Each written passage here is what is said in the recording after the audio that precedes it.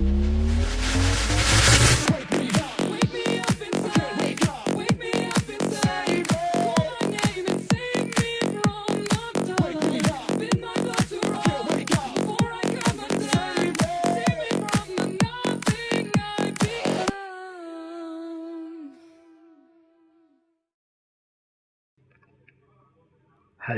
my friends, Roscoe here, truth in your face. Hope everyone is doing well.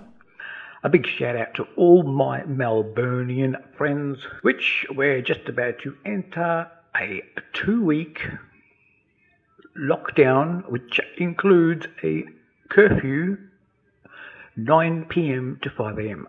Curfew meaning that we're not allowed out of the house between 9 p.m. and 5 a.m. Actually, when I say we're not allowed out of the house, what I really mean is the sheep and the zombies. Because me and my friends, all we see when we see this is no traffic on the road. Yeah, but for everyone else, must do the right thing. They have to do the right thing. And by doing the right thing, what Daniel Andrews, the Victorian Premier, means is if you're drinking alcohol, you cannot remove your mask. Your mask cannot be removed while drinking alcohol. Soft drinks are alright. Milk, coffee, tea, milkshakes, they're fine. You can remove your mask. But if you're drinking alcohol, nah, do not remove your mask if you're drinking alcohol.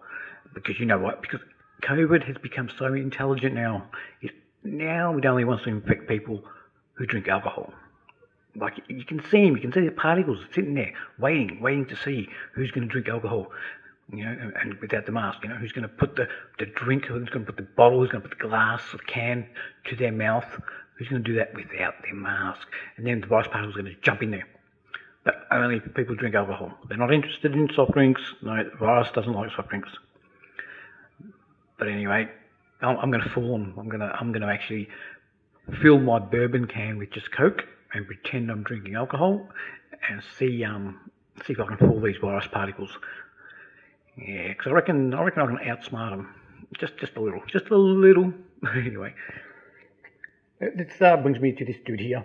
I think we've all seen this dude on the news. His mum and dad died. His brother died, all within 2 weeks of COVID. Sad. Unfortunately, the way the story played out, it didn't probably go the way maybe they expected it to go. Maybe they did expect it to go this way, who knows. But he started getting a lot of hate. Being called fake, staged, shill, actor, the usual stuff.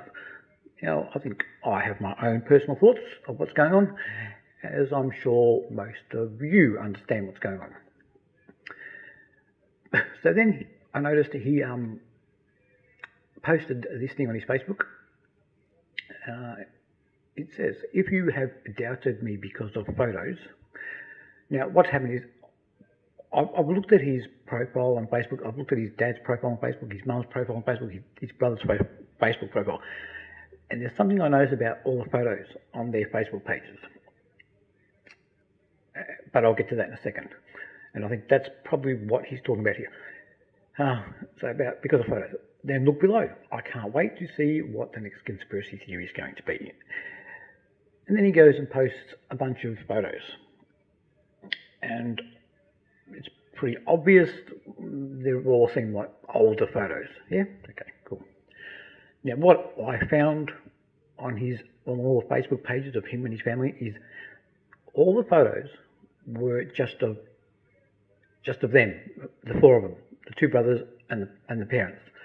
All the photos were either just of the brother and his brother, or the brother and the mother, or the mother and the brother. There was no photos with anyone else. There was no photos with friends. There was no photos with other relatives. It was just them. All the photos was just the four of them. Now, in today's day, we take so many photos. Most of our photos are with friends and relatives. They're not of our family, just, your brother or your mum and dad. Like, yeah, you'll have photos of that, but not all of them. You have photos with your friends. That's what my concern was. Where are these recent photos? Any recent photos of them with friends? So I thought I'd help him out. And I commented on his little status thing. And I said, if you are worried about what conspiracy theorists are saying, just post some recent photos which have both your family and friends in the photo together. That'll probably be a good start. The others make sense? Yes, that will help him out. Yeah. And then I get this reply from this Jenny Simmons. Thank you, Jenny, for replying. Ross. She wrote, for being a close family. So I take it she must be close family because she says she is. There are no recent pictures. He wasn't even present at the last family party. You what? So there are no recent pictures. He wasn't even present at the last family party. Okay, well, he's not dead. What about his brother and his mum and dad? Were they present at the last family party? Does any of them? We're not just talking about him. Like the family of four. Like, do any of them have any photos with friends in them? Obviously not, according to this family member, or close family. So she says, and we must believe it, because she said she is. But I had to reply to that, of course there's no recent photos. Of course there's no recent photos. Of course. Do you really think I would suggest that? If I knew you could produce such photos. Do people really think